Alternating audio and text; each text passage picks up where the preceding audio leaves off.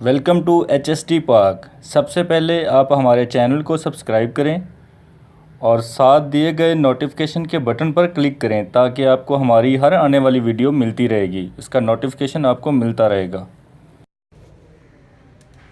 जी नाज़रीन, आज हम बात करेंगे लेमन यानी लीमू जो है और उसके साथ मीठा सोडा जिसको कहा जाता है, इसको बेकिंग सोडा भी कहा जाता है। इन दोनों के इस्तेमाल से आप अपने हाथों को और अपने पाँव को कैसे खूबसूरत बना सकते हैं, इसके हवाले से आज हम बात करेंगे। सबसे पहले आप जो क्वांटिटी है इंग्रेडिएंट्स की वो नोट फरमाएं। एक लेमन का रस या एक चम्मच रस जो है वो लेमन का जूस होना चाहिए फ्रेश आपके पास, और बेकिंग सोडा या मीठा सोडा जो है वो एक चम्मच चाय वाला आपके पास होना चाहिए।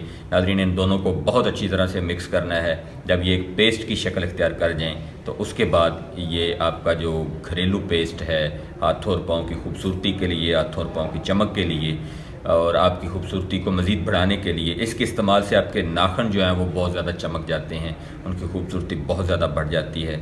करना ये है कि आपने हाथों को और पाँव को अच्छी तरह से धोने के बाद इस पेस्ट को अपने हाथों और अपने पाँव के ऊपर अच्छी तरह से लगा लेना है और 10 मिनट के बाद इसको आपने साफ़ करना है किसी कपड़े के साथ या किसी टिशू के साथ, और 30 मिनट बाद आपने नीम गर्म पानी की मदद से हाथों और पाँव को धो लेना है।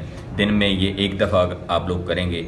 इसके अलावा अगर किसी की कोई स्किन प्रॉब्लम ऑलरेडी है या उसको इसकी मदद से रैशेस पड़ जाएं या कोई ऐसा मसला हो तो वो लोग जो हैं पानी का इस्तेमाल जो है इसमें बढ़ा दें।